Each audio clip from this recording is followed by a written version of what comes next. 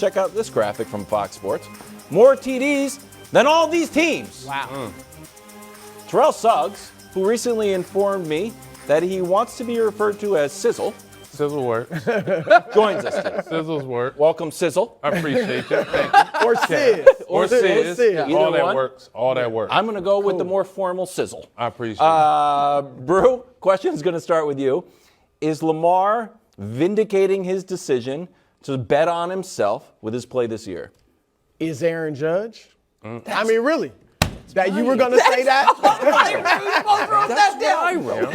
All y'all were going to say Am I that? saying the same thing? That you have an Aaron Judge. No, I don't have an No, Aaron but Judge that's thing. Short segment. I mean, that's really what we're talking about. You're And to be honest, in both cases, too, the question with Judge was, will he stay healthy? And to some degrees, which still remains to be answered, the question with Lamar is, will he stay healthy? You know? It's the but only if he question. does, that's the only question. And there were questions, and I had brought it up many times on the show. Lamar's passing and rushing numbers, even though he was good the last 2 years, they declined. Not was just MVP passing, year. Yep. completion percentage, passer rating, touchdown interception ratio, all went down the last 2 years. All right, so it was like, okay, is he declining in that regard too?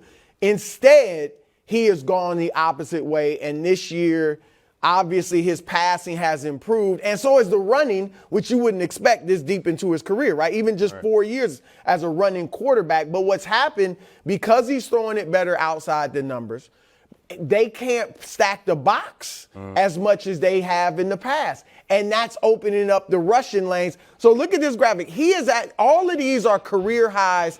Total TDs, if you go touchdown interception ratio, career high, leads the league in touchdown percentage, 11%. So 11% of his passes are touchdowns. Passer rating, number one. We mentioned that. Rushing yards per game. A first down, essentially, every time he runs the ball. And then total yards per game, rush and pass. And he's averaging 250 yards a game passing. That's a career high. 81 yards rushing, a career high. So he's doing it all. And Sis, I'm going to say Sis. I appreciate you. They should have paid him. They should. They should have paid him because they're going to end up paying him more now. Yeah, Haloti said it best. The longer it takes, the higher the price is going to go. And this is very uncharacteristic from Baltimore. The organization is known for taking care of its guys. Like, I've never went this deep. Like, I had a franchise tag year. You know, it's all part of the business. But usually, you know, like a deal's going to get done. I mean, it's not Lamar's fault that they're giving out guaranteed contracts to quarterbacks now. And he's the best one. It's up. This is his year. You know what I'm saying? So, and like you said, he's improved. Like, every time they try to discredit Lamar as a quarterback, he just proves them wrong. You know what I'm saying? They can't win without him.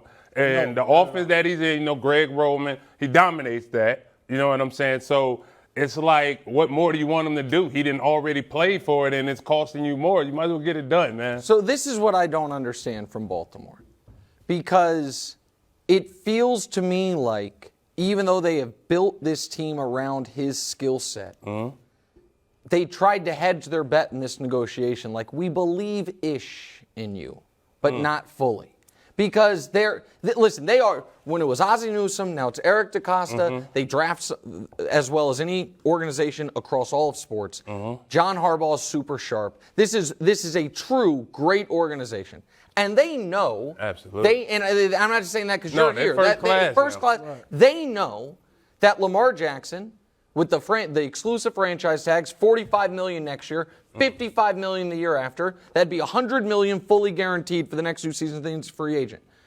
So why couldn't they come to terms? The answer can't be, well, as good as he is in the regular season, he hasn't proven it in the playoffs. Kyler hadn't, he got his deal. Thank you. Deshaun Watson hasn't done more in the playoffs than Lamar, he got his deal. When Josh Allen got his deal, he had 2 career playoff wins. Lamar has 1 career playoff win. So the precedent has not been, well, you got to do what Mahomes did. You got to win a Super Bowl on your rookie deal and then you'll get paid. That's not what it is. But everything the Ravens have done, not just in the negotiations, Wild screams to me, we love you, but we don't know if we want to be with you forever. Because think about how they've built their team. Can we show the league leaders in touchdown passes? I think it's a good indication of how much people actually love their quarterbacks. So Tua, I don't know how much they love him or not, but I know they went and got him weapons. Mahomes, they just lost Tyreek, but he had all the weapons in the world forever. Josh Allen went out and got Stephon Diggs. Lamar's 2 leading receivers this season in their career before this year had less than 1,000 yards combined and 3 total touchdowns. So they didn't get him wide receivers. In fact, they traded away his wide receiver. And they didn't pay him. Does that scream to you a team that actually believes they have arguably the best quarterback in football? Because it's not what it says to me. And that's the bizarre part of this whole thing. They did draft Bateman was first-round pick, wasn't it? Yeah, last year. They tried to get receivers. They tried to get Galladay. They tried to get Juju. They tried to get T.Y. Hilton. All those guys took less money to leave. So it's not just, and this is. But they also actively traded Hollywood Brown. Well, but he wanted out. He was talking with D-Hop about with Kyler about getting out of there. It's not just, and I've been victim to this too, because I've grown up my whole life thinking you could not be primarily a running quarterback and really be great in this league for a long time. Right. Okay, and granted, he's still got many years to go, but I think receivers believe that too. Because they have not wanted to play with him because they didn't think they're going to put up big numbers. But I think going forward that may change as you see how he's improved as a passer. It's definitely. I don't think it's just Lamar. It's also like Greg on the offense. You know what I'm saying? Fair. Like it's not built around receivers and him throwing the ball 40 times. You know what I'm saying? I think that has something to do with why the receivers didn't really flock to Baltimore. I mean, who wouldn't want to go be in the playoffs every year? You know what I'm saying? That's another reason why they should pay him. And the quarterbacks you mentioned, none of them also are league MVPs. Now, Baltimore had a lot of MVP. They had offensive MVP and defensive MVPs. Never a league MVP. Yeah. They only got one, and it's the guy that's under center right now. They're kind of shooting themselves in the foot. Look, the owner has said he doesn't want to pay a fully guaranteed deal. Man. That's what this comes down to. He's going to have to now. He's gonna have to. They might try to franchise him the next 2 years. That'd be a mistake on their part. Like he's fundamentally against it. All right, Sizzle, I have a question for you. Ed Reed was on Kevin Clark's Slow News Day. Great job, podcast. It was excellent. And they were talking about when Ed was in a contract year that Ed had changed his style of play. Nah. With the idea to protect himself. Nah. But he said he did. No, I don't think Ed changed his style of play. He still was the ball hawk. Still, was the greatest safety ever. Like once we crossed the line, you know what I mean? We only had one way that we played. Last week against the Patriots, and I did a bad job because I should have had the producers pull this. But Lamar had some runs where he just scampered out of bounds like normal.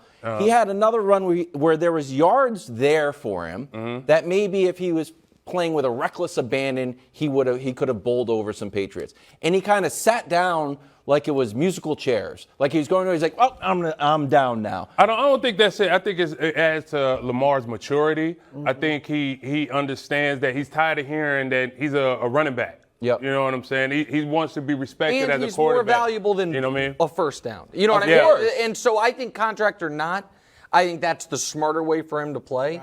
Right. Listen, I heard Ed's comments with Kevin as well. Yeah. I look at that as a slightly different from the opposite angle, which is, are the Ravens right now, by continuing to run the Greg Roman offense, which we've heard Steve Young come out and say, I want Lamar to develop more as a passer. He's not going to win this offense. By not prioritizing receivers and by not locking themselves into him long term, treating Lamar like an amazing rental car. Like, I'm going to drive the hell out of this thing because I know I don't have to worry about it next week. And that Kevin is talking about, or Edward was talking about Lamar protecting himself. Right. The reason I don't know that he's doing that, doesn't seem like he's doing that, no, but I wouldn't blame him if he was, is because that is exactly what the Ravens are doing.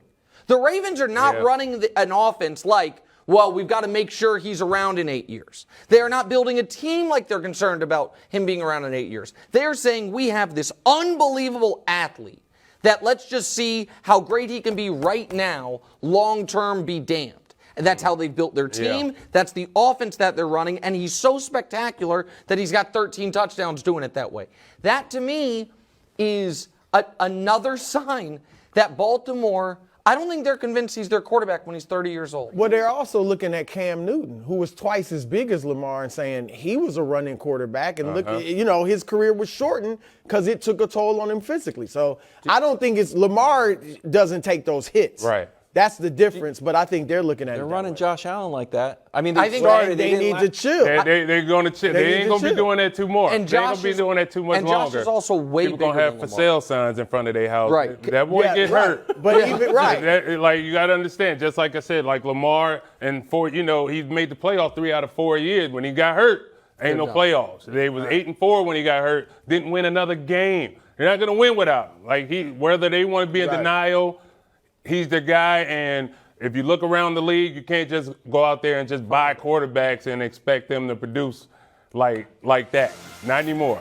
And Sizzle, Ronnie Lott on line one. Oh, my God. Oh, my God. Greatest Lock safety on. ever. Hey, I'm It's biased. close. It's I'm nice. biased. Thanks for watching. Subscribe here to get more from the show and to check out clips from other shows on FS1.